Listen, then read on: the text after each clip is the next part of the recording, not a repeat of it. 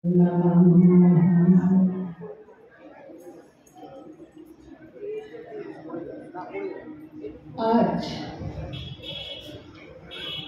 ঠাকুর আমাদের কাছে মাতৃভাবে বসেছেন।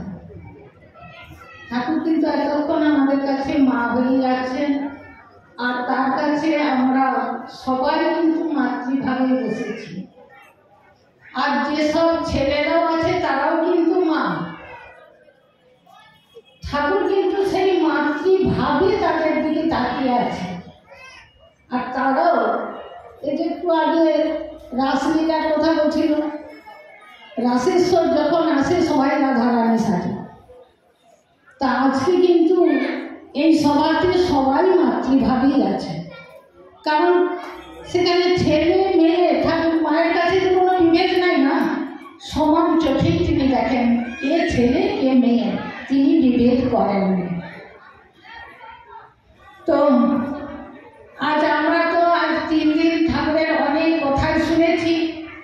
এখনো করবাবু আমাদেরকে মায়েদের সম্বন্ধে অনেক কিছুই বক্তৃতা দিয়ে গেলেন, আর আমরা মায়েদের অনেক কিছুই গান করলাম। আমাদের সময় খুব কম, সেই সময়ের মধ্যে আমাদের সমস্ত কিছু ভাবনাটাকে আয়ত্তের ভিতরে রাখতে হবে। তো ঠাকুর এই আদর্শ গৃহস্থের মধ্যে বেশি জোর দিয়েছেন। তো আদর্শ গৃহস্থ গঠন করতে গেলে প্রত্যেক মায়েদেরই কিন্তু আগে তাদেরই কর্তব্য বেশি আছে। এই যে মুষ্টিকার কথা বলেছে, মুষ্টিকাও কিন্তু ওই মায়েরাই সব গ্রহণ করে, ছেলেরা করে না। তাতে মায়েদের দায়িত্ব বহুত বড়। আজ ঠাকুরও যে এখানে মা আছেন তারও দায়িত্ব যেমন বড়, তেমন আমাদেরকেও সে মাতৃভাবে যেমন রেখেছেন। আমরা কিন্তু গুরু দায়িত্ব নিয়েই পৃথিবীতে এসেছি। তো সেই গুরু দায়িত্ব পালন করবার জন্য আমরা সেই গুরুকে ধরি। তো তিনি আমাদেরকে শক্তি দিলে আমি তবে তার গুরু দায়িত্ব পালন করতে পারব। তাতে আমি সমস্ত মায়েদের কাছে এই অনুরোধ করব, তারা তাদের আধ্যাত্মিক জীবনটাকে যেন উন্নতির দিকে নিয়ে যায়। আর তারা নিজেকে জানে যেন যে আমি মা, আমি মা। এই কথাটা শব্দটাই যখন আমার মনের ভিতরে জানবে, তখন কিন্তু আমার ভাবধারাটা ঠিক সেই মতনই হবে। কারণ মা কোনোদিন কারো ক্ষতি করতে চান না। আর মায়া যখন বলবো তখনই কিন্তু সেই মা তাকে ক্ষতি করবে। তাকে মা কি চায়, যে যে যেমনটা চায় আমি তাকে তেমনটা দিই। সেই জন্য বলছে মায়েরা উঠাতেও পারে, মায়েরা ডুবাতেও পারে। তবে আমাকে জানতে হবে, আমি যদি প্রত্যেক সাধুরা একটা কথা বলে জগৎ জননীর অংশ সম্ভূতা মায়েরা, তো যখনই ওনারা বললেন জগৎ জননী অংশ সম্ভূতা মায়েরা, তখন প্রত্যেক মায়ের রূপীদেরকে তাদের ভেবে নিতে হবে যে আমি জগৎ জননীর অংশ সম্ভূতা, আমার কাছে কম কি আছে? জগৎ জননীর যা আছে আমার কাছেও তো তাই আছে। তবে আমরা হয়তো তখন বলবো আমার তো 10টা হাত না, কিন্তু আছে 10টা হাতও আমরা বার করতে পারি। যখনই ভাববো আমি মা, আমি সবাইকে উদ্ধার করবার জন্য এসেছি, তখন কিন্তু আমার 10 হাতও বেরিয়ে যায়। একটা ছোট্ট গল্পের ভিতরে আমি বলছি, আমার জীবনে ঘটনা ঘটেছে। একদিন আমাকেও হয়তো পরীক্ষা করার জন্য হোক বা দণ্ড দেওয়ার জন্য হোক আমার পিছনে গুন্ডা লাগানো হয়েছিল। সেদিন আমি জঙ্গলের ভিতরে একাই ছিলাম। আমি এখনো থাকি একটা মহা শ্মশানে। তাতে সেই শ্মশানে একাই ছিলাম, মাটির ঘর, ছোট টালির ঘর। টালির ঘরে টালি চোর এসেছে, এসে মা বলে ডেকেছে, জল খেয়েছে, জল খাইয়েছি চোরকে।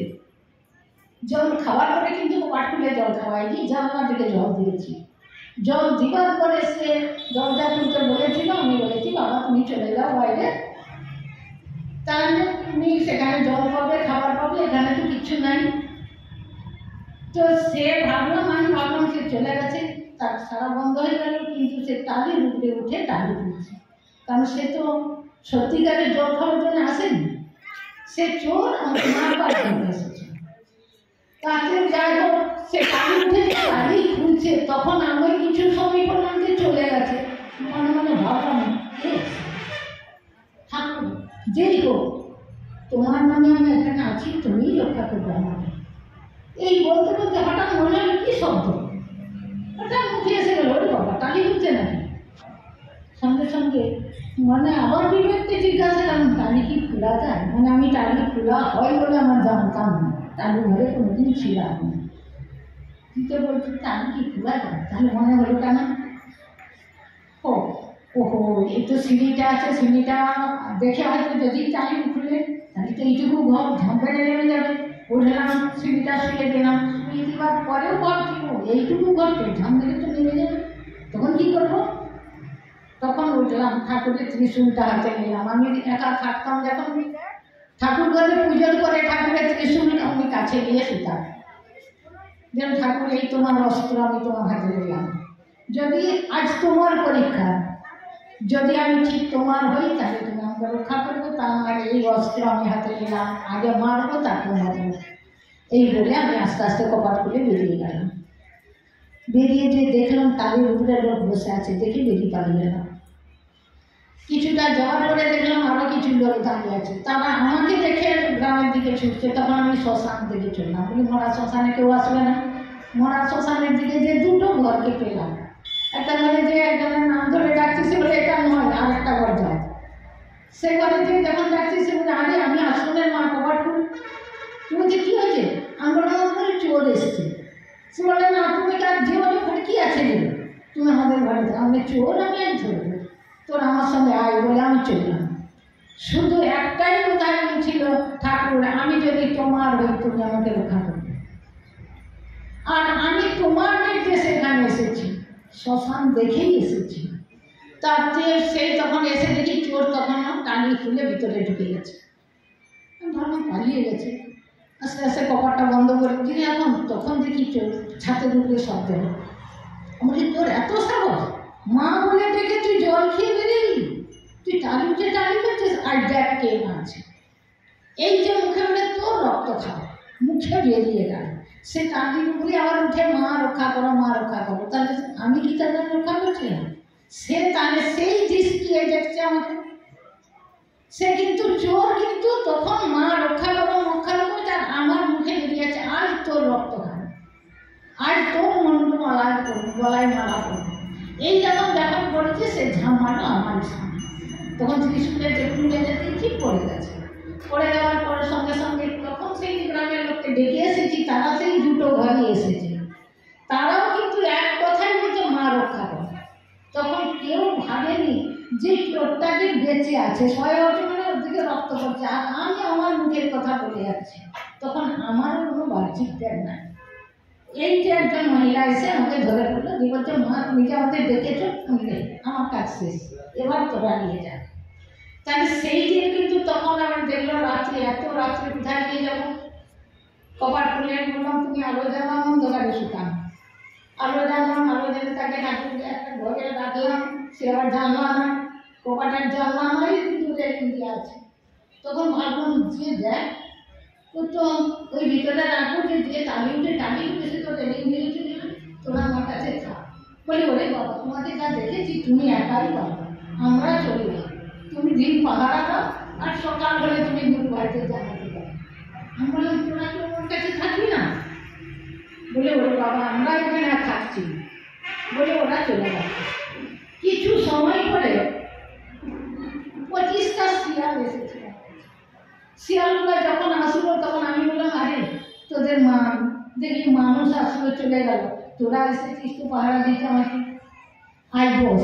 সবাই লাইন দিয়ে বসে গেছে। দেখ না ও তো কপাটা যদি খুলে যায়, যদি টালি উঠে টালি খুলে, তাহলে এটা তো ভাঙা কপাট, যদি ভেঙে যায় তোরা কিন্তু পাহারা দিবি, তা নাহলে কিন্তু লোকের কাছে আমার বদনাম হয়ে যাবে। শিয়ালগুলো আমার কাছে 25টা শিয়াল আমার কাছে নেই। এখন আমি ঠিক তাদেরই সঙ্গী হয়ে থাকি। আশ্রমে আমি একাই থাকি ঠিকই, এই আশ্রমে অনুষ্ঠান আমার ওনাদের আশ্রমে হয়েছিল, নিশ্চয়ই যারা গেছে তারা কিছু অনুভূতি করেছে। তাতে সেই অনুভূতি আজও কিন্তু ওই আশ্রম ঠাকুরই চালায়। আমি সেই দিনও বুঝে যে আমি একা নই। আর মা ডাক, ওই যে সাধুরা মা ডাক দিতে দিতে বা ভক্তরা মা মা বলতে বলতে আমার মনকে মা বলে। আমি কিছু সাধন করি না, সাধন আমাদের করতে হয় না, সাধন হয় আমাদের কর্মে। আমি যদি ঠাকুরের কাজ ঠিক ঠিক কাজ করি, সাধন অটোমেটিক আমার করতে থাকে। ঠাকুর তো নিজেই বলেছেন তোদের সাধন করবার ক্ষমতা নেই।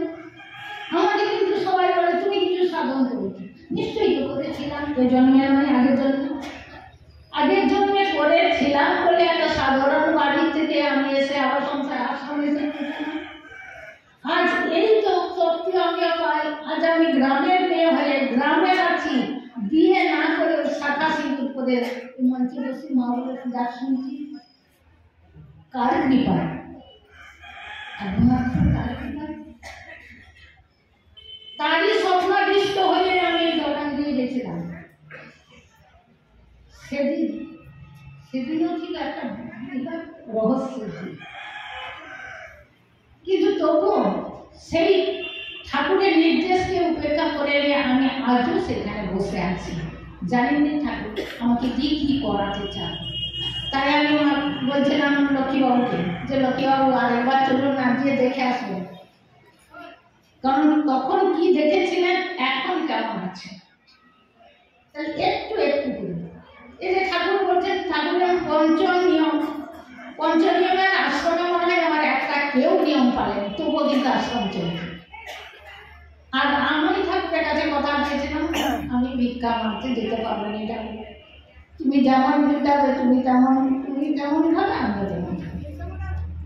আমি আজ পর্যন্ত মস্তি ভিক্ষাও মারতে যাইনি। হয়তো আমাকে বলবে কেউ আমার হয়তো অহংকার বা আমার গর্ব, আমার অভিমান, কিন্তু আমি অভিমান গর্ব ওটা কিছু না। ওই একটা জিনিসের কথা আমি প্রধানানন্দ মহারাজকে বলেছিলাম যে আমাকে সবাই মা বলে ডাকে, আমি কাকে কি চাইব। তারা যখন দিতে পারবেনি, তাদের যে কষ্টটা হয় তার থেকে বেশি কষ্ট হয় আমার। কারণ আমি সাধু নই, সাধুর মা। এই যে মাটাকে আমি কিন্তু অনেক বলছেন যে আপনাকে সাধু বললো, আমার চিন্তা করতাম না। আমি সাধু বলতে আসিনি, আমি মা হতে এসেছিলাম। আর সেই মা নিয়ে ভাব দিয়ে আমি কাউকে জোর দিয়ে কালেকশনও করতে পারিনি, আর ভিক্ষা মিষ্টি ভিক্ষাও আমি বলি এটা ঠাকুর নির্দেশ করেছে, তোমাদের পালন করবার কথা, তোমাদের হাসপাতালে দিবার কথা, মহারাজদের আনতে যাওয়ার কথা নাকি। কিন্তু যে যার কর্তব্য সেটার যদি না পালন করি, আমি কর্তব্য যদি হলাম ঠাকুরের কাছে, তার জন্য আমি শাস্তি দিতে পারতাম না। কারণ আমি বিচারক তো নই, বিচারক তো হই, দিলেও ভালো, না দিলে আরো ভালো। আমার কাছে আসলে আমি যতটা পারলাম ততটা করলাম। আমি ভালোবাসা দিয়েও তো কাউকে সন্তুষ্ট করতে পারবো, হয়তো ভিন্ন খাওয়াতে পারবো না, ভালোবাসা দিয়ে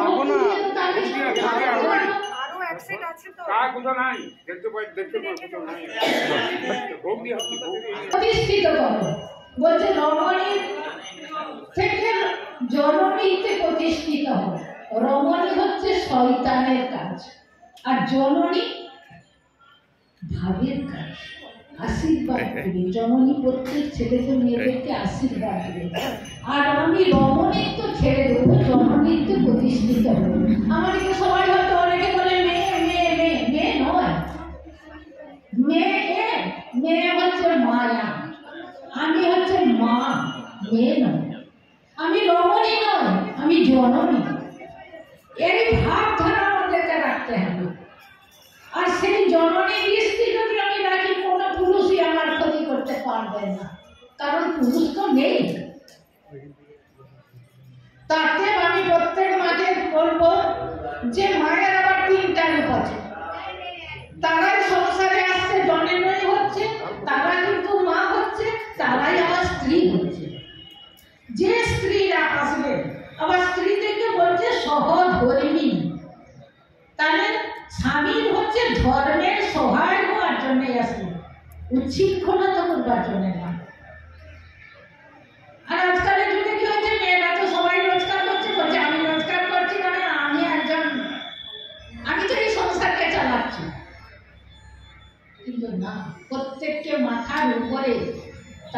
রাখতে হয় গার্ডিয়ান একজনকে, তবে তারা ঠিক থাকে, ছেলে হোক আর মেয়ে হোক।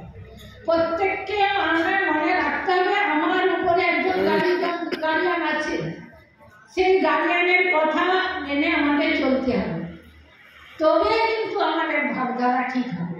এই যে আশ্রমে আমরা থাকি, আশ্রমে আমি একাই থাকি, কিন্তু আমি মনে করি ঠাকুর আছেন আমার মালিক। আমি ঠাকুরকে বলি ঠাকুরকে অন্য জায়গায় যাচ্ছি, ঠাকুর বসে দেখেছে তবে যাচ্ছি। আমি একটু চলে এসেছি, ঠাকুর পুজো বন্ধ আছে, কিন্তু ঠাকুরকে বলে সেখানে থাকলো, খুলে খাবো। আমি এইরকম ভাবে চলি, আর তোমার এই কাজ করতে যেতেই হবে। আবার ঘুরে যে বলি ঠাকুর বলে চলে এসেছি, এবার আমি তোমাকে খাবো। তাই এই ভাবনাটি আজও এখানে, আজ প্রায় আমি 30 বছর হয়ে গেল দয়ানদিতে আছি, সেখানে 30 বছর কাটিয়ে দিলাম ওই সেখানে। কাটিয়ে একমাত্র সবার তোমাদের কাছে আমি প্রার্থনা জানাচ্ছি যে সবার কাছে প্রার্থনা করো, ঠাকুর আমাকে যেমন এই মা ভাব রাখতে রাখতে ঠাকুর তার চরণে আমাকে নিয়ে যায়, সেই মাতৃভাব যেন আমি ঠাকুরের চরণে সবার সমর্পণ করে কাজী করে নিতে পারি। জয় গুরু, জয় গুরু, জয় গুরু, এই বলে আমার কর্তব্য শেষ করলাম। জয় গুরু, জয় গুরু, জয় গুরু। এখন সমাপ্তি সঙ্গীত করা।